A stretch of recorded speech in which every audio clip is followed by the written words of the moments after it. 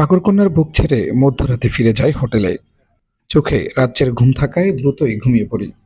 আবার যেহেতু সূর্যোদয় দেখতে যেতে হবে খুব ভোরে, তাই আর জেগে থাকতে পারিনি। রাত 3:30টার দিকে আমরা রওনা হই কাওয়ারচরের উদ্দেশ্যে, যেখান থেকে সূর্যোদয় খুব ভালোভাবে উপভোগ করা যায়।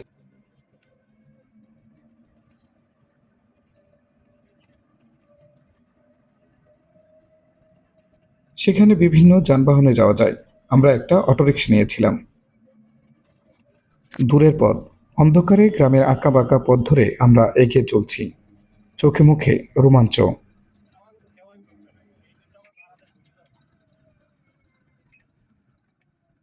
পিছনের সিটে বসে চোখের ঘুম ছড়াতে পারেনি আকাশ, পার্থ, শুভ আর গাজী।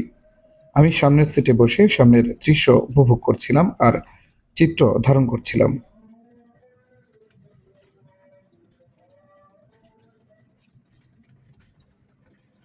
সব স্বপ্নই মানুষের পূরণ হয় না, তার বাস্তব প্রমাণ আমাদের ভ্রমণ। আমাদের গাড়িটি যখন বন্যা নিয়ন্ত্রণ বাঁধ বা মেরিন ড্রাইভের উপর ওঠার চেষ্টা করে, তখন গাড়ির ব্রেক নষ্ট হয়ে গাড়িটি পেছনের দিকে খাদে পড়ে যায়। অন্ধকারে গাড়িটি কোথায় পড়েছে সেটাও দেখা যাচ্ছিল না।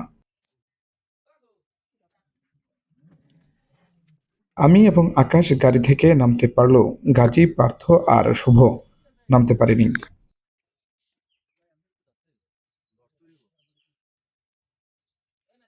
মারাত্মক জখম হয় গাজীর, সাথে পার্থ।